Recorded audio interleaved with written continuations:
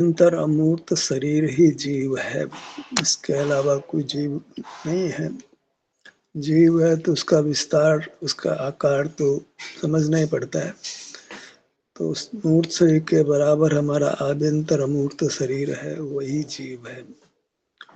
और पदार्थ का कोई स्वभाव होता है, तो हमारे आभ्यंतर अमूर्त शरीर का स्वभाव सुख है, जो मूर्त पदार्थों का स्वभाव नहीं है। ऐसे मूर्त अमूर्त पदार्थों में जो भेद पड़ता है वह सुख स्वभाव से पड़ता है। जीव में सुख स्वभाव है और मूर्त में अजीव में सुख स्वभाव नहीं है। अब जीव का आभ्यंतर अमूर्त शरीर जीव है और वह सुख स्वभावी है, उससे ही वह उद्गत से भिन्न पड़ता है। तो वहाँ सहज ये प्रश्न होता है कि जब सुख स्वभावी है तो उसमें सुख का अनुभव क्यों नहीं होता है। जब स्वभाव है तो व्यक्त होना चाहिए। ये प्रश्न हमने एआई से पूछा तो कितना सटीक जवाब देते हैं कि आभ्यंतर अमूर्त शरीर सुख स्वभावी है, जीव उसके क्षेत्र में आता भी है। वेदना होती है तो अपने उस क्षेत्र में ही आता है, उसके बाहर तो वेदना होती नहीं है। वेदना मिटती है तो अच्छा लगता है, सुख सा लगता है, उसको खुशी होती है। तो वह जीव के सुख स्वभाव की व्यक्तता है, पर वह उसमें टिकता नहीं है। आभ्यंतर अमूर्त शरीर महसूस हो जाना, दो कारणों से वेदना होती है तो महसूस होता है, वेदना मिट जाती है तो महसूस होता है, पर उस महसूस में स्थिर हो जाना वो एक अलग दूसरी बात हुई। बाहर में लाभ हानि का विचार करके बाहर ही खड़ा हो जाता है। बाहर में ही अच्छे बुरा, बुरा है तो मिटाने का प्रयत्न, अच्छा है तो लाने का प्रयत्न, वो बाहर आभ्यंतर शरीर के बाहर ही मुख्य रूप से रहता है। यहाँ तो कोई प्रसंग बना है तो अपने सुख के क्षेत्र में आता है, वो सुख स्वभावी आभ्यंतर मूल शरीर के क्षेत्र में आता है, अन्यथा आता ही नहीं है। वो वेदना हुई तो लाचारी से आता है, वेदना मिटती है वो भी अपने आप अनुभव में आ जाती है, उसका कोई प्रयत्न नहीं है उसमें, अपने क्षेत्र में आ जाने में उसका कोई प्रयत्न नहीं है, अनायास ही होता है वो।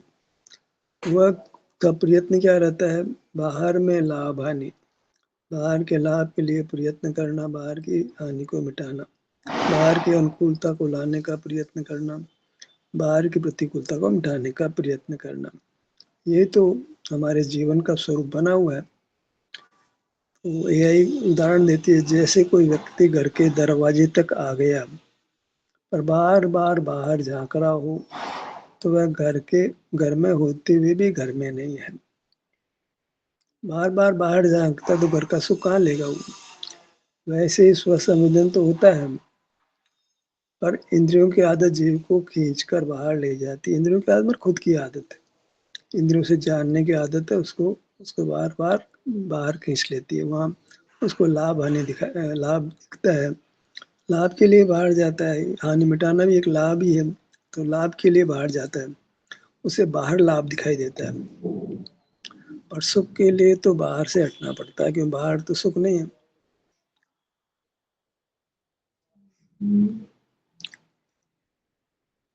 तो जब आभ्यंतर मूड शरीर में आता है, ठहरता है, तो बाहर आने से जो सुख रुकता था, दुख प्रकट होता था, वो स्थिति बंद होती है।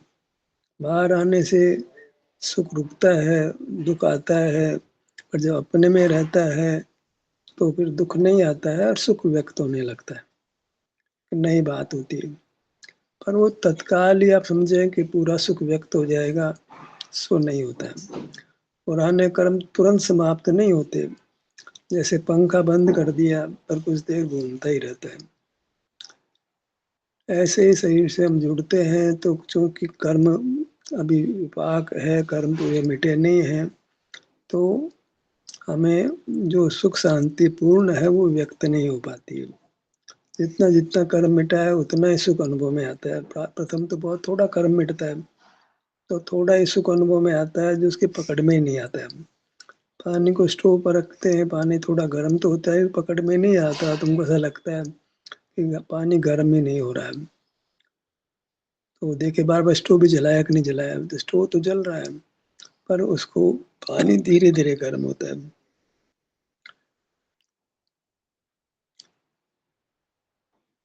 तो करना क्या है कि विरोधी कारण के हटने पर जो सुख प्रकट होता है उसमें स्थिर होना पड़ता है। आए तो है अपने में पर ठहरते नहीं है। ठहरना बड़ी इंपॉर्टेंट बात है, इसको चारित्र कहते हैं। जब ठहरना तो होगा, पहले तो हम शरीर में बुद्धिपूर्वक आए, यत्न पूर्वक आए, शरीर को सुख स्वभावी माने। पहले तो शरीर को दुख स्वभावी तो मानते हैं, दुखी खान तो मानते हैं, सुख की खान नहीं मानते।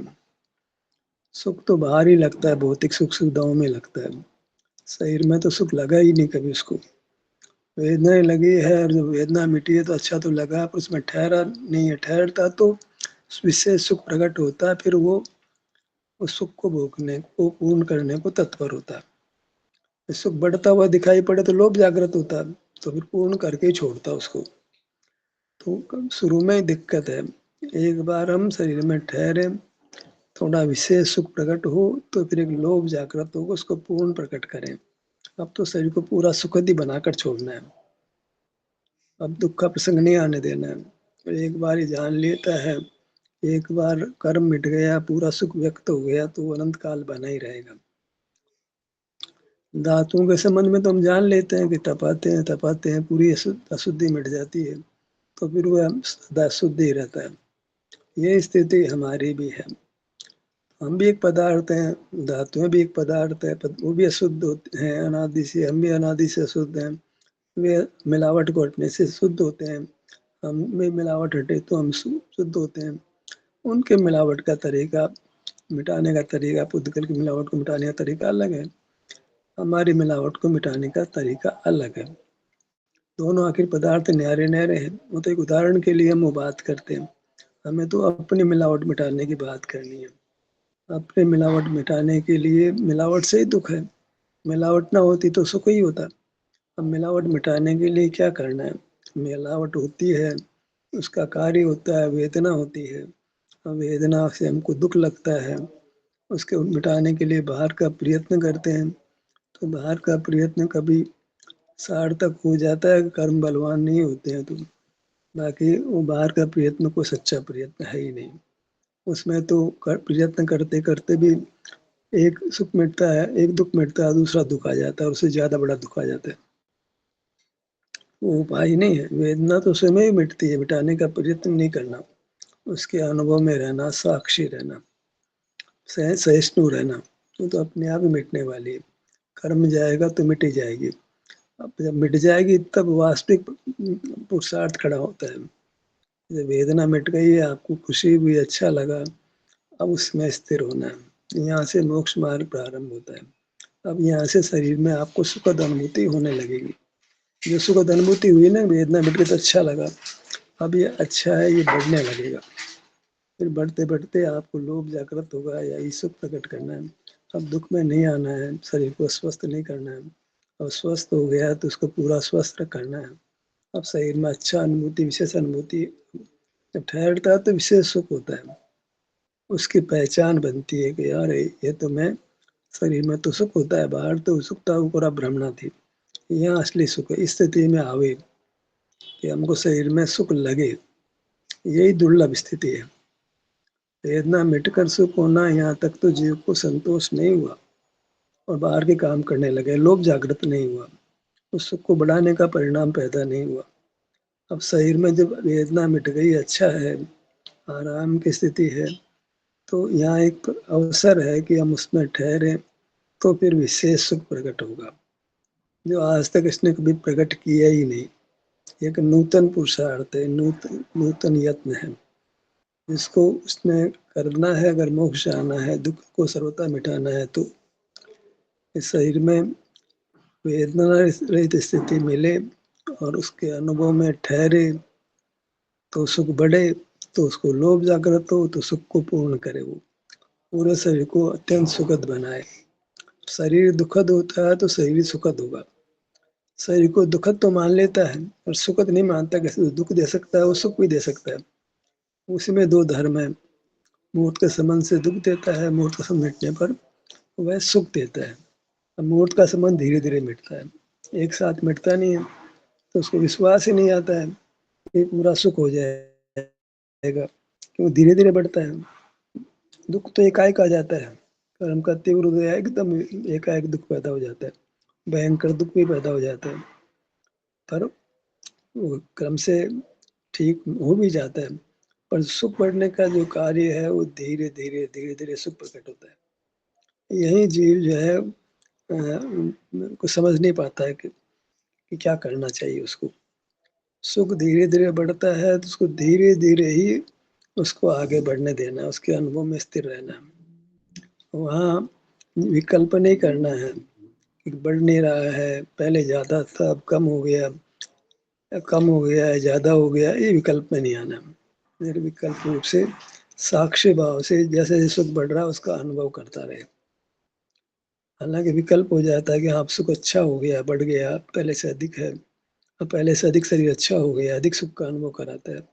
पर उस पर ठहरना नहीं है, हमें तो उस अनुभव में बने रहने का प्रयत्न करना है। विकल्पों को स्थान नहीं देना है। आ जाता है अलग बात है, पर उन विकल्पों को लंबाना नहीं है।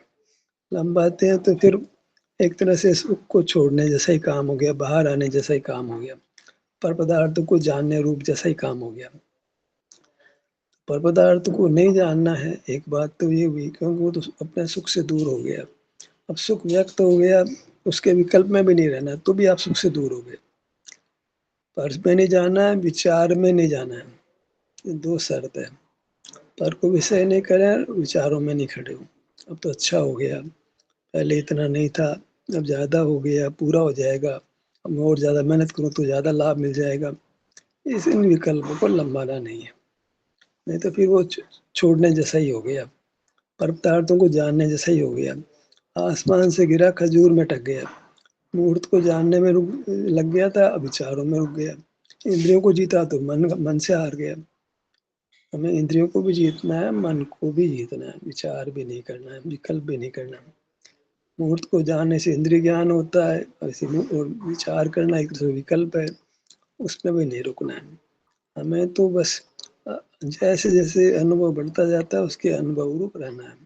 सुख बढ़ रहा है, अनुभव में आ रहा है, पर उसका विकल्प करेंगे तो फिर च्युति हो जाएगी। पर मुहूर्त को भी नहीं जानना है, बढ़ते हुए सुख के संबंध में विकल्प भी नहीं करना। विकल्प हो जाता है तो लौट के वापस सुख के अनुभव में स्थिर होना है। अनुभव अनुभव ही है, वो विकल्प नहीं है। वो अनुभव अनुभव ही है, वो पर पदार्थों का जानना नहीं है। वहाँ तो आप उस सुख के अनुभव में मगन हो जाता है, जैसे खाने पीने में मगन हो जाते हैं, वैसे सुख में एक उदाहरण मात्र के लिए ऐसे हम अपने आभ्यंतर सुख के अनुभव में मगन हो जाते हैं। जिस प्रकार रुचिपूर्वक स्वादिष्ट भोजन को करते हैं, उसी प्रकार शरीर में सुख की स्थिति को रुचिपूर्वक भोगते हैं। एक जात्यंतर बात है। मूर्त पदार्थों के सुख को भोगना, ये तो हमको ऐसा अनुभव तो हम करते रहे हैं, जन्मों जन्मों में करते रहे हैं। भूख में लगती है तो भोजन अच्छा लगता है, कोई तकलीफ होती है तो उसका निवारण का जो कारण बनता है वो अच्छा लगता है। पर ये तो पराधीन उपाय हुआ। अब शरीर में वेदना होना स्वभाव नहीं है, वेदना हो जाती है, मिट भी जाती है। जब मिट जाती है तो एक अवसर मिलता है कि वो अपने शरीर को सुखद स्वीकार करेगी। दुख नहीं देता है अभी, ये दुख की खान नहीं है। ब्रह्म से हमने इसको दुख की खान मान लिया था, ब्रह्म से ही अपने सारे शरीर को अभ्यंतर भाई को भेद ही नहीं किया था, उसको अशुचि मान लिया था। तो फिर वो अपने शरीर से दूर रहेगा। शरीर है उसमें द्वैत है, एक उद्गल से रचित है, एक सुख स्वभाव से रचित है। तो इंद्रिय गोचर तो नहीं करना है, क्योंकि वह तो इंद्रिय गोचर नहीं है। इंद्रिय गोचर तो अन्य द्रव्य है, वो तो मूर्त शरीर है। तो स्व संवेदन गोचर है, वो अपना अमूर्त शरीर है, वो आप ही है। और वह सुख का बना हुआ सुख दाता है, पर सुख नहीं दे रहा है, क्योंकि अनादि से कर्म से बंधा है। स्वर्ण पाषाण है, उसका पीलापना नहीं दिख रहा है, पीला स्वभाव तो है, दिख नहीं रहा है, तो भी हमें उसी स्वर्ण पाषाण को ही ग्रहण करना है। बाहर नहीं जाना, छोड़ नहीं देना उसको, वही आधार बनेगा।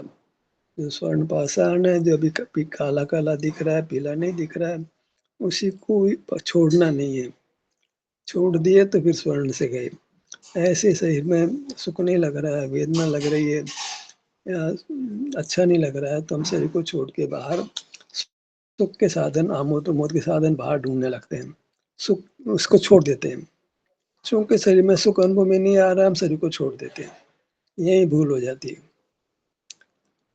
बाहर में तो ऐसी भूल नहीं करते हैं कि हमने देखा है स्वर्ण पाषाण की कांति, पीलेपन को देखा है, तो स्वर्ण पाषाण को भी कान वाला बराबर संभाल के रखता है, चौका गार्ड रखता है, चौकीदार रखता है, बंदूकधारी रखता है। वहाँ किसी को डिस्टर्बेंस नहीं करने देता, चोरी नहीं करने देता वो स्वर्ण पाषाण की।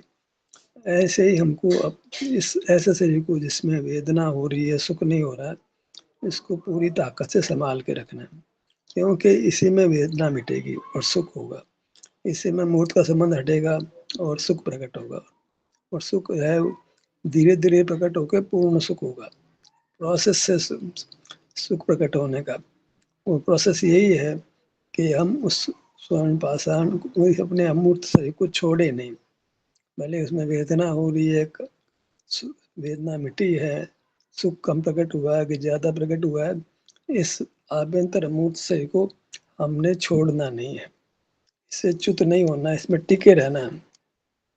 बगैर टिके काम नहीं चलता है। कोई नौकरी ज्वाइन करते हैं तो भाई थोड़ा टिको, टिकोगे तभी बात बनेगी। बार बार नौकरी छोड़ोगे तो तरक्की नहीं होगी। उस काम का अनुभव होगा, फिर आपको वहाँ तरक्की मिलेगी। जल्दी जल्दी नौकरी छोड़ने से वो बात नहीं बनती, अनुभव नहीं बनता है। तो आपको अनुभव का, अपने सुख का करना है, प्रकट करना है, तो जैसी भी आपकी स्थिति है, अपने को छोड़ना नहीं है। स्वर्ण कार जैसे स्वर्ण पाषाण को छोड़ता नहीं है, ऐसे हमको अपने अमूर्त शरीर से दृष्टि हटाना नहीं है। जैसा भी है वहां दृष्टि बना के रखना है। वही उसको संभाल के रखने वाली बात है। और कैसे संभाल के रखते हैं? अपने आप जैसे अमूर्त को संभालने का तरीका क्या है? तो हाथ से पकड़ना है उसको, तो हाथ से तो ग्राह्य नहीं है, तो उसको पकड़ने का तरीका है, उसको दृष्टि में रखना है, उसके सन्मुख रहना है। जैसा भी है उसको पकड़ के रखना है, छोड़ना नहीं है। उसको पकड़ के रखना ही एकमात्र उपाय है उसके सुख प्रकट होने का, बढ़ने का और पूर्ण होने का। उसको दृष्टि में बनाए रखो। जैसा भी है, कम सुख ज्यादा सुख का विकल्प मत करो। अभी तो एक ही लक्ष्य है कि इसको पकड़ के रखना है। फिर अपने आप ही सुख बढ़ेगा तो आप इसको छोड़ने वाले नहीं हो। छोड़ते प्राथमिक स्थिति में ही हो। तो प्राथमिक स्थिति में ही हमको समझना है कि सब मूर्त शरीर को जिसमें वेदना हो रही है या वेदना मिट गई है, कोई सुख सा लगा नहीं है या सुख कुछ अल्प लगा है, तो जो भी है उस स्थिति में ज़्यादा उत्साह की जरूरत होती है। अभी जब दुख लग रहा है या सुख पूरी तरह अनुभव में नहीं आ रहा है, वही अवसर है काम करने का। तो इस समय शरीर को छोड़ना नहीं है, बाहर के लाभ हानि में नहीं पड़ना है। बहुत जल्दी पकड़ते हैं लाभ हानि पड़ते हैं बाहर की में। बाहर में धन का लाभ, धन के आने, बाहर के अनुकूल प्रसंग, प्रतिकूल प्रसंग, उनमें हम बहुत जबरदस्त उलझ जाते हैं, वहाँ ठहर जाते हैं। एक प्रसंग से हटे दूसरे प्रसंग में, दूसरे प्रसंग तीसरे प्रसंग में, तीसरे प्रसंग से चौथे प्रसंग में बाहर बाहर रहते रहते पूरी जिंदगी व्यतीत हो जाती। कई धर्म के नाम पर बाहर खड़े रहते हैं, मंदिर में, पूजा में, वो तो बाहर ही खड़े हैं। समझ ही नहीं आता, इसमें तो कोई मोक्ष मार्ग बना होता ही नहीं है। तो भी मजबूती से मंदिर में खड़ा रहता है, पूजा में खड़ा रहता है, विधान प्रतिष्ठा में खड़ा रहता है, विधान में खड़ा रहता है, पंच कल्याणक में खड़ा रहता है, नाटक और होते हैं सब, स्वाध्याय में खड़ा रहता है, जहाँ अनुभव की बात नहीं है और ज्ञान का विस्तार होता है, उसमें खड़ा रहता है। स्वाध्याय में अनुभव के लिए स्वाध्याय होता तो कदाचित उसको व्यवहार बन जाता, मोक्ष मार्ग बन जाता। अनुभव की तो बात ही नहीं है, आभ्यंतर मूर्त की बात ही नहीं है, उसके संवेदन की बात, उसके एहसास करने की बात ही नहीं है। फिर भी स्वाध्याय में खड़ा, तो काय का स्वाध्याय हो रहा है? वो तो स्वाध्याय का नाम है, स्वाध्याय नहीं है। वो तो सियार है जिसने शेर की खाल ओढ़ी है, वो शेर नहीं है। तो हमारा तो स्वाध्याय स्वाध्याय ही नहीं था, क्योंकि उसमें स्वयं आभ्यंतर मूर्त से उसकी तो बात ही नहीं है। उसके सुख, उसमें से सुख के एहसास की बात ही नहीं है। कुछ कुछ आत्मा और आत्मा का ज्ञान, ज्ञान स्वभाव, अनंत गुण, अनंत पर्याय, सब इस भगवान की सर्वज्ञता, तोपदर्शिता, जो इसका कोई शरीर के एहसास से कोई मतलब नहीं है, संबंध नहीं है, उन्हीं स्वाध्याय में ये बाहर खड़ा रहता है, वो स्वाध्याय नाम नहीं पाता है। करने योग्य काम तो बहुत संक्षिप्त था, एकदम संक्षिप्त था। अब मैं तेरा मूर्त शरीर को अपना स्वरूप समझता कि यही मैं हूँ, यही जीव है, ये सुख स्वभावी है। तो आगम भी कह रहा है और युक्ति से भी समझ में आती है कि पुद्गल को सुख नहीं होता है, हमको सुख होता है। दर्पण प्रकाशित तो पदार्थों को करता है पर सुख नहीं होता है उसको। पानी में तारे झलकते हैं पर पानी को सुख नहीं होता है। तो हमारे को तो जो है अपना स्वरूप झलके तो सुख होता है, पर पदार्थ झलके तो दुख होता है। हमारे तो झलकने से दुख होता है, पर पदार्थ नहीं झलके तो हम परमात्मा हो जाए। हमारे तो पर पदार्थ झलकते हैं तो राग आदि दोष पैदा होते हैं, कष्ट पैदा हो जाता है, स्वरूप से च्युति होती है, तभी पर पदार्थ झलकते हैं, अन्यथा पर पदार्थ झलकते ही नहीं है। तो मूर्त की तो स्वच्छता है, उसमें पर पदार्थ झलकते हैं, और हमारी तो वह अस्वच्छता है, क्योंकि बंधन का स्वरूप है। मूर्त का झलकना हमारे विकार को दर्शाता है, और पुद्गल में मूर्त झलकता है, उसकी निर्विकारता को झलकाता है। दोनों में रात दिन का फर्क हो गया। और दर्पण में झलकता है वो तो अच्छी स्थिति है, हमारे में झलकता है वो बुरी स्थिति है। तो दोनों की जाति अलग अलग है, वो पुद्गल जाति है, हम चेतन जाति है। हमारे में पदार्थ का झलकना भारी दोष है। अब मूर्त में पदार्थ नहीं झलकता है तो उसको हम खराब मानते हैं, दर्पण खराब है। पानी मटमेला है, पानी में लहर चल रही, पदार्थ तारे झलक नहीं रहे। वहां तो पानी की स्वच्छता है, वो उसका स्वभाव है। हमारे में स्वच्छत्व शक्ति है, भैया उल्टी पढ़ाई पढ़ ली। हमारे में स्वच्छत्व स्वभाव बिल्कुल नहीं है, वो तो विकार है। पर प्रकाशकता हमारे में विकार है। पुद्गल कुछ द्रव्यों में पर पदार्थ प्रकाशित होते हैं, वो पुद्गल का स्वरूप भले ही कहो। सूर्य जगत को प्रकाशित करता है, दर्पण पदार्थ लगते हैं, पानी में तारे झलकते हैं, ये तो पुद्गल का स्वरूप है। हमारे में तो वह अवगुण है, पुद्गल के संबंध से वह गुण है। पुद्गल का संबंध नहीं होता, पदार्थ झलकने वाले ही नहीं थे। हमारे में पुद्गल जैसा पुद्गल हमारे भीतर भरा हुआ है, उसके निमित्त से पुद्गल जैसा कार्य हो रहा है।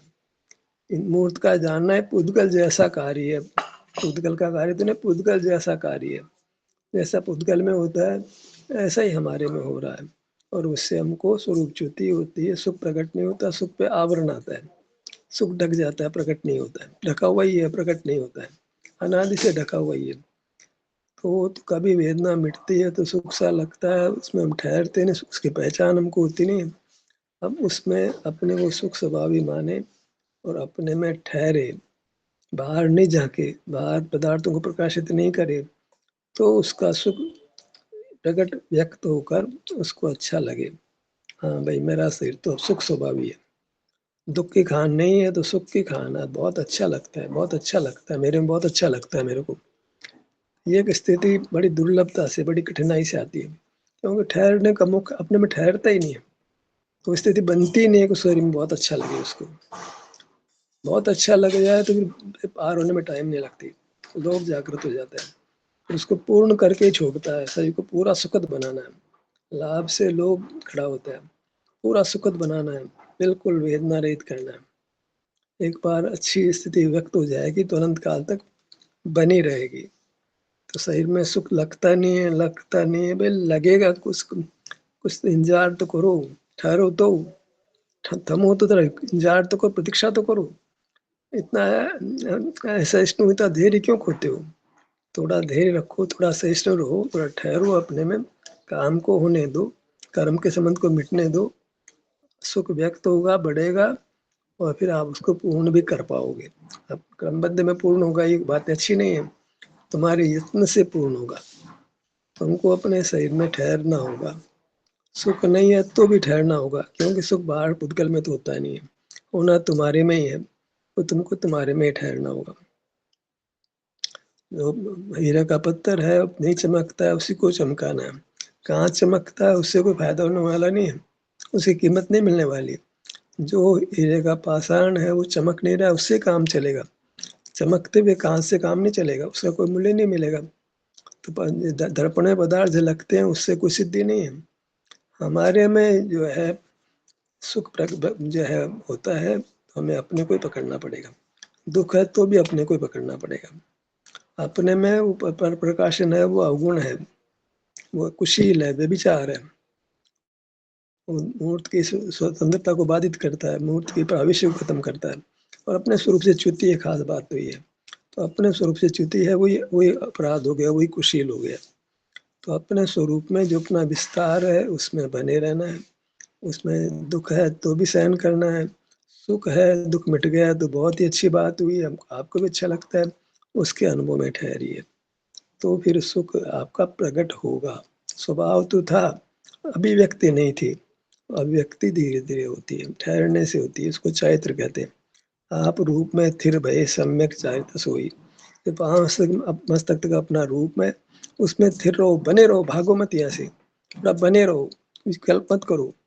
क्या हो गया, क्या हो जाएगा, कुछ विकल्प मत करो। मैं कौन हूँ, कैसा हूँ, ये भी विचार मत करो। तुम तो अपने विस्तार में ठहरे रहो। वहाँ जो भी संवेदना मिल रही है उसके अनुभव में बने रहो। वह आपका रूप है, उसमें स्थिर रहो। खासकर जब सुख की स्थिति है, कुछ अंश में आइए, वो आपके रूप का अंश है, उसमें उस अनुभव में स्थिर रहो। स्थिरता का नाम, ठहरने का नाम, ठहराव का नाम चारित्र है। स्वरूपे चरणम चारित्रम, हमारा स्वरूप विस्तार हमारा स्वरूप है, सुख स्वभाव हमारा स्वरूप है, सुख की जितनी अभिव्यक्ति है वो हमारा स्वरूप है। दुख तो हमारा स्वरूप नहीं है, पर उसको भी उपाय कोई नहीं, बाहर तो जाना नहीं है, तो उसके उसके अनुभव को भी शांति से सहन करना होता है। पर जब सुख व्यक्त हो गया, वहाँ से फिर हमारे को प्रयत्न की जरूरत होती है कि हम उसमें ठहरे। दुख को तो सहन करते हैं, सुख के अनुभव में रहते हैं। सुख के अनुभव में जब रहते हैं तो अब सुख बढ़ने लगेगा। आपको लोभ जागृत होगा, उसको पूर्णता की इच्छा होगी, पूर्ण करके आप विश्राम पाएंगे। प्रयत्न बंद हो जाएगा, पर अपने आप सुख बना रहेगा। ऐसी स्थिति को हमने शीघ्र से शीघ्र प्रकट करने का प्रयत्न करना है। ये सत्र यहीं समाप्त होता है। आपकी सहभागिता के लिए धन्यवाद।